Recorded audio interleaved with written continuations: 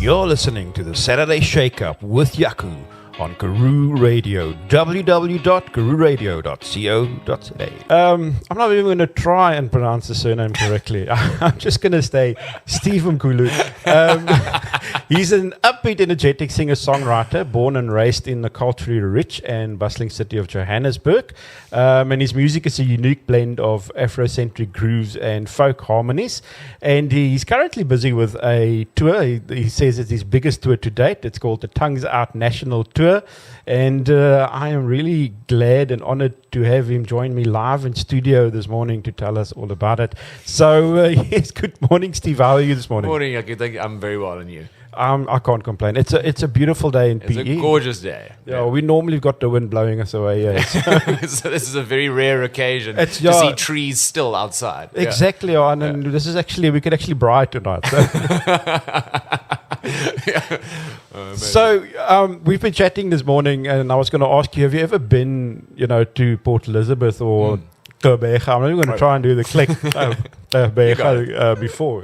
Yeah. So I used to study in Rhodes, about an hour away from here, and we would come through. I mean, if I'm perfectly honest, student life didn't really afford us the opportunity to come through here too often, based on.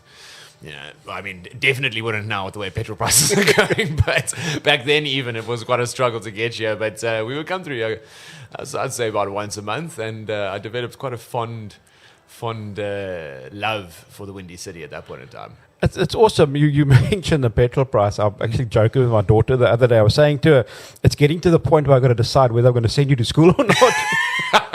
Homeschool is seeming a lot more appealing these days. Every second day, sort of. Anyway, Steve, I have to ask the surname Umculo. Firstly, what does it mean, and why did you choose that? All right, so it's pronounced Umculo, and in Zulu and Xhosa, it means music. And I chose it when I was living in Spain, and it's funny, this stage name always brings a bit of an icebreaker around. And when I was living in Spain at that point in time, it was the biggest icebreaker because in Spanish, Umculo means something very, very different, and I don't think I'm allowed to say what it means on air. It's fine. We're not commercial. So. All right. Okay. So culo means asshole in Spanish, and if you say Umculo from a microphone, it sounds like you're saying, because is one in Spanish. So Umculo, essentially, it would sound like you're saying one arsehole. I'm Steve, one arsehole in Spanish, which always created quite a nice icebreaker for me. And what I'm finding is even in South Africa, because we're such a multicultural and diverse country, it's also quite a icebreaker, because a lot of the time the those clicks aren't very, very sort of accessible to a lot of people in South Africa, So having this conversation is quite lekker. But so I developed the stage name. As I said, it means music in Xhosa and Zulu. At that point in time, when I developed the project, I was missing home quite a lot, and I would start writing quite South African-based music, just out of sort of nostalgic, emotional reasons, and it was sort of my ode to that feeling. And then after a while, it just started to grow, and the project is sort of become something sort of emotionally attached to my nostalgic feelings for home. I was watching another interview you did, and I see you sort of started with punk music, and you said that your sort of first one was Offspring, which that was my first album ever. Was that the Marshall music? I think the Marshall one, and then how you progressed and how metal came into it and things like that. So I'm curious, where did the love for music start? Where did it come from? It's interesting. I get asked that quite frequently, and I've thought about it quite a lot. I think it was quite an emotional time when I was younger, when my folks got divorced when I was about 10 years old. And I took to music as a bit of an emotional outlet. Originally, it was drums. So at that point in time, because I was like quite an angry adolescent as a result of all of this stuff happening in my life, and hormones and that, I picked up a pair of drumsticks and I just started whacking stuff. So I think that originally it started out as a bit of an anger release, but But over time, it became a lot more than that. So I suppose, when I was just about 9 years old, I started playing the drums, and since then it's sort of grown into just a huge, both emotional outlet and just a massive passion for me. I think it's quite funny because drummers are always portrayed as these very angry kids. Very angry kids. You should have seen me at that point in time being in punk bands. I have to say, quite a few drummers I've met, they, maybe they're quite chilled now because they get to sort of just get it out of their system every day. Yeah. But I always say that metalheads are the most peaceful people on the planet, just because you check them at a show and they're losing their minds, and I think they just managed to get most of the anger out there. You're a one-man band, yes, sir. Right? So there's no backing on this tour. So, if I may ask, don't you find it challenging being responsible for the entire act?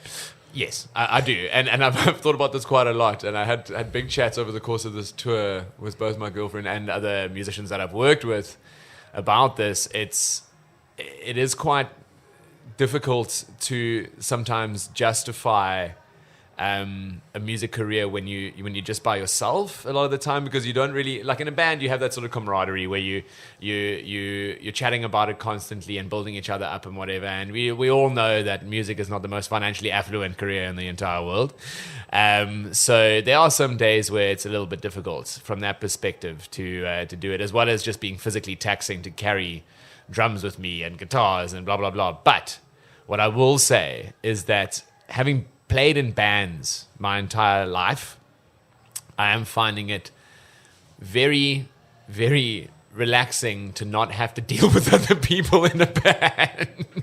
As horrible as that sounds, and this is no indictment on other bands out there. It's just I was always the mum in the band. You know what I mean? And I think we all know that that a lot of weight falls on your shoulders when you are that person. So just having the availability of if a promoter or a booking agent calls me up and they say, hey, we've got this festival in X, Y, and Z dates. Are you able to make it? And I can just look at my calendar as me and say yes on the phone there and then is quite sort of I don't know, liberating is the word. No, look, I understand completely, having done the band thing myself. Yes. It is always that struggle. I remember when we were sort of young and coming up, for us the big difficulty was getting everybody just to band practice. Spending 2 hours a week alone is a mission. Getting 4 guys on tour, that's a whole other thing. You know what I mean? So it is liberating. So you spent you were living in Spain, correct, for a while. Okay, firstly, what did you do there, and secondly, how did your time there influence your music? That's both very interesting questions. So I was there for a year, from 2016 to 2017, studying my postgraduate course at a university there, and in performance, in music performance, and that was by far and wide the most sort of musically influential time, because what we were required to do on a daily basis was interact and collaborate with our peers. So we would be involved in like Mediterranean music ensembles and flamenco ensembles and a whole bunch of different things that I wouldn't have been exposed to otherwise. If I was just here, I would have been exposed to a lot of like traditionally based music if I was here the entire time. But I had been up until that point, and I was quite excited to sort of broaden my horizons, my musical horizons. So the most influential stuff I'd say was the Spanish-based music from a rhythmical point of view, flamenco.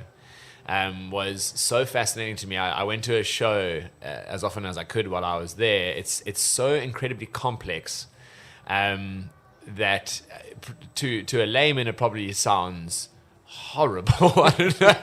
I mean, like coming outside of Spain, but to a musician, the way their rhythms played off each other was the most fascinating thing, and I think that was probably largely what I brought back from there was that influence on my music, as well as coupled with a lot of African rhythms themselves are very complex. So getting a little bit of Mediterranean influence into what I do was probably the biggest influence. Was it always going to be music, or was there at one point in your life when you thought, okay, no, I'm going to be an engineer, or I'm going to be a bookkeeper? I'll share a very embarrassing little moment in my life. Was that I tried to do a BCom, just because I think a lot of people in South Africa, especially musicians, we all go through this little phase when we're growing up where you are incredibly passionate, and you don't quite know if music is gonna be. It's definitely not a fail safe. Let's put it that way, as a career. You know what I mean? So I was like, well, let me attempt to get something to fall back onto. I'm sure we all know that sentiment, and it didn't work out. So then I thought, bugger that. I'm gonna go study music at Rhodes, and I'm just gonna give it my best crack. And ever since then, I haven't looked back. So yes, I suppose so in a way, but there was a moment of doubt.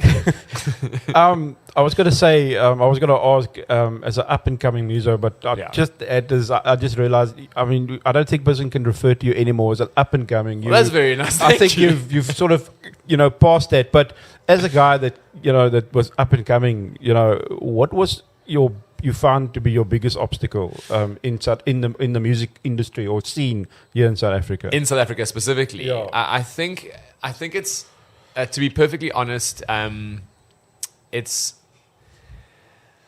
I think finding space for the appreciation of arts. There's a lot of places where one can play, and maybe this is a global thing. I think to a certain extent it is, but I think in South Africa, because a lot of us are just sort of hustling to get paid a little bit and to expose our music to people. And as a result, we find these spaces that aren't necessarily appreciative of what we do.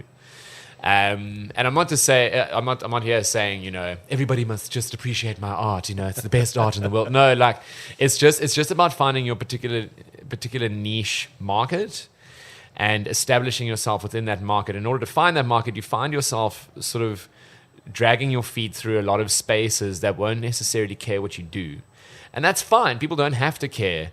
But I think you find yourself in those spaces as a point of sort of desperation, So things like, and this is not an indictment on any particular spaces or whatever. It's just some experiences that I've had, in certain restaurant gigs or market gigs or whatever, where people aren't necessarily there to watch music, and getting one clap is big.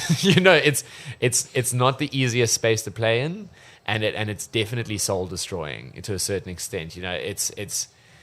It's quite difficult to sort of then wake up the next morning and go like, yeah, music, So that appreciation, I would say, is probably the biggest challenge. Saying that, have you ever done a venue and they keep coming to you and they say, please play a bit softer, please play a bit softer? I have some stories, Jaco, to tell you. There's a couple of venues I will not name and shame, but I've literally been turned down while I'm playing a song, even if it's my own PA, man. It's like I'll be up on this stage, and then they're like, no, the neighbors have a big issue, and then they would come and turn down my master volume halfway, and I would be like, bruh, this is not cool, you know what I mean?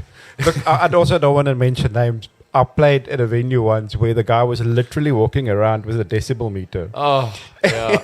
No, and like I understand, there's certain bylaws and things you have to abide by, but we established this ahead of time, not during the gig. Surely not during the gig, you know what I mean? Tell me, when you're not touring, when you're not making music, what do you do? Any interesting hobbies? Hobbies, that's an interesting one. I love to run. A big challenge of mine is that I've sort of set myself for my 30s is to do the Drakensberg Sky Run, which is, I think the shortest one is 60 Ks, longest one is 100 Ks over the Drakensberg mountain. I just have this sort of romantic image in my head of cruising along the top of the Drakensberg at 2 a.m. checking out the stars. That's kind of like the goal during that, and not hearing anything else around you except for your footsteps.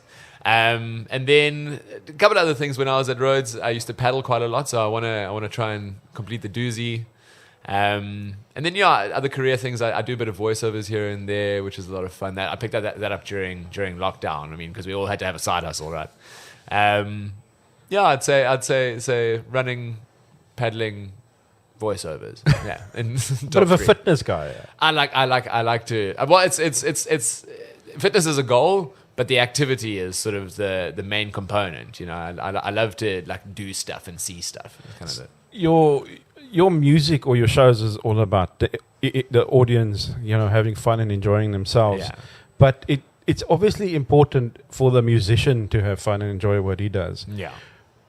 Will you ever, when you get to the point in your life when you feel this isn't fun anymore, will you stop? Potentially. It's interesting because I think I still have a lot of performance energy in me. I mean, as I say, even going through the ringer as far as performance challenges and, you know, no one clapping at your shows is concerned. Even having experienced all of that and being sort of debilitated, the passion being debilitated slightly, I still have a lot of passion in me for music, which it tells me something, is that I must continue and I must continue to perform because that's what I love doing the most. I always have this romantic image in my head of when I'm about sort of 50, 60 years old, of having a little studio like somewhere here on the garden route or whatever, you know, and in a little small holding with 10 dogs. That's kind of like I've had that since I was at Rhodes, and I think eventually I would like to go into production more than performing, but I've still got a lot of energy in me. New Bethesda is. I've heard the stories. Yeah, that's where they all end up. Yeah. With the owls. With the owls. Yeah. Now we can say you're an established musician, and you've you. definitely, you know, you've got a name. Do you ever Google yourself to see? Can I tell you? So it was so interesting. So I haven't really. I did it once or twice before this, but Splashy was the most interesting thing for me because I was curious. I think I was Googling for a ticket link or something like that. But I was curious to see where I ranked in all of that, and I Googled myself and Splashy Fen in the same Google search, and I came up third. So these Google searches are amazing, man. I don't know how they curate this stuff, but so on the sidebar of the Google search comes obviously the location and the dates and then the lineup, and then it was like big names, you know. It was like Good Luck, Jeremy Loops, and then Steve, and I was like, what? And then I was like, no, surely, because I have Googled myself admittedly a couple of times in the past, surely this is now just the algorithm like pumping me towards me, you know. And then I was like, and then I put on Instagram, I was like, can people just do this out of curiosity? And lo and behold, I came up third on that Google search. So I was like, yeah. Well, I mean, I went and Googled music like Steve Umculo, and you are being featured with some nice names there. Oh, yeah? That's exciting. Yeah, I mean, it's 4am and nice. I can't remember some of the other bands, but it's all, you know, well-named. Well, Jeremy Loops for one. There we go. The name. Love it. You appear there with them, so you can be quite proud of that. I'm Googleable. You're Googleable. I made it. Yeah. Is there any South African acts you are following at the moment that you're thinking, wow, you know, these guys are going places? Yeah. So there's like a handful of solo artists that I'm particularly interested in, because of their trajectory and where they have been and where they are going. Jeremy Loops being probably one of the biggest ones, because he has quite successfully, I would say, at least from what I can tell, cracked the European festival market, and that for me is like the ultimate goal, is to be on that circuit during their summer. You know, spend the summer there, tour a whole bunch, then come back here and do the festivals during the summer here. That's kind of like the ultimate goal for me. And then there's also Bongiziwe Mabandla. His music is unbelievable. It's just like the most majestic voice, also doing fantastic things in Europe. Matthew Mole, obviously, massive one. Will Lindley is an interesting one for me. He's actually exploded on TikTok, and he very quickly has rose to. I mean, fame is a fair word at this point in time, because he's sort of internationally renowned on TikTok, and that trajectory, just the advent of social media and how it can be used effectively, has been really interesting for me to see. And then there's a handful of other guys like Urban Village, also doing fantastic things in Joburg in Europe, BCUC doing fantastic things in Europe as well. So I would say a lot of the guys that are doing European festival circuits are the ones that I'm watching very, very closely because that's my goal. So you are in PE tonight. Yes, It's the Tongues Out tour, Yes, and sir. you're at the Music Kitchen. That's the one. What time's the concert start? So directly after the rugby, yeah, that's stock standard. Is that the rugby happens, then the music happens. Exactly. You know what I mean? Which I'm totally fine by because I'm a big fan. So rugby starts at 5, I believe today, 5:05, when we're going to beat Wales, and then and then there's I think 2 openers, Reese Pegram and Keegan Watkins, who I actually went to university with, interestingly enough. So I think I'll probably be on between 8 and 9, somewhere around there. But yeah, the shows start at about 7. And then what can people expect when they come? One-man band, as you said. I'm a loop artist, so there's a lot of energy. Come with your dancing shoes. Come squeak some tacky, and be ready to shake your booty. That's basically what I'd say. So when you leave here tomorrow, I'm assuming you're staying in PE tonight? Yes, yeah. Not. I actually need to contact Ian, who runs the Music Kitchen, to find out where. That's probably a good thing to do after this interview. Well, he's got a bed and breakfast now. You must tell him, you know. You Oh yeah. What? you don't want to travel, you know. Well, we're not driving back to Joburg tonight. I can tell you that. So where to from here? So then back to Joburg tomorrow. We're gonna do it one shot. Ready for the week next week, and then it's all Gauteng shows for the rest of the tour, except for one show in White River, just outside of Nelspruit in Mpumalanga. So back to the hustle and the bustle, the big smoke, and then we're pretty much just around there for the rest of the tour. One last question. Yes, sir. Your latest single, Fire Yes. to My Soul. That's the one. What is the song about? The song is, it's just basically about, because I haven't had to answer this question in a very long time. Let me just think for a second. Fire to My Soul is, yes, I remember now. It's quite an upbeat, seemingly happy song. It's about a person or a thing in your life that you are so connected with, that even if you knew that it was bad for you, whether it be a relationship or whether it be some sort of interpersonal dynamic, or I don't know, could be something as controversial as maybe substance or something that you are so connected to that you, even if it was bad for you, you know you would go back to in a heartbeat if given a chance. That it's basically about that and sort of my process to overcome that. That's what I would say. I like that. I like knowing the stories behind songs. Well, I appreciate you asking. Yeah, but Johan, thanks for that. Steve, it really was a treat having you in studio this morning. Thank you so much for having me. Melissa said I will enjoy having you here. She was right about that. Melissa's an absolute saint. Well, thank you so much for having me. Thanks for coming, and we hope you enjoy your short stay here in our town today. Thank you for having me, Pete. And enjoy your concert at the Music Kitchen tonight. And two nights. And all the best for the future. And Thank you, hopefully we can have you back here the next time around. 100%. But I really appreciate you And having that me. would be awesome. Yeah. That was Steve. I'm not going to do the. I'm just going to say Umculo. And talking about his latest single, Fire to My Soul. Here it is. Where's my mask gone? All right, guys, enjoy.